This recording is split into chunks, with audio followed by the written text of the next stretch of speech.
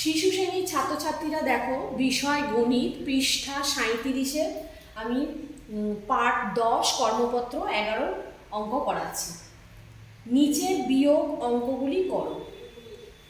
স্থানীয় মান অনুসারে অঙ্কগুলো করতে হবে। গয়ের দাগের দেখো একক দশক লিখেছি, তারপর বড় সংখ্যাগুলো লিখেছি 38, তার নিচে লিখেছি 25, এদিকে বিয়োগ চিহ্নটা দিয়েছি। এবার 8 থেকে 5 বিয়োগ করব, 5-এর পর থেকে আমি গুনবো 6, 7, 8, তাহলে ক ঘর হলো 3 লিখেছি।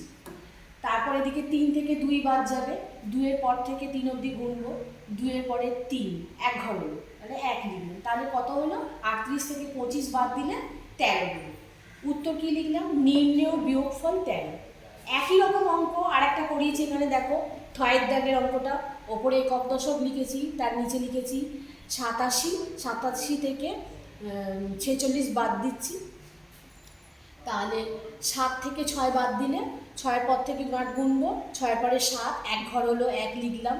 এদিকে 8 থেকে 4 বিয়োগ করব, কত হবে? 4-এর পর থেকে গুনবো, 4-এর পরে 5, 6, 7, 8, 4 ঘর হয়েছে, 4 লিখলাম। তাহলে 87 থেকে 46 বাদ দিলে কত হবে? 41। উত্তর কি লিখেছি? উত্তর নির্ণেয় বিয়োগফল সমান সমান 41।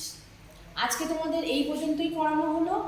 এই রকম অঙ্ক পিডিএফে আরও তোমাদের পাঠানো হবে।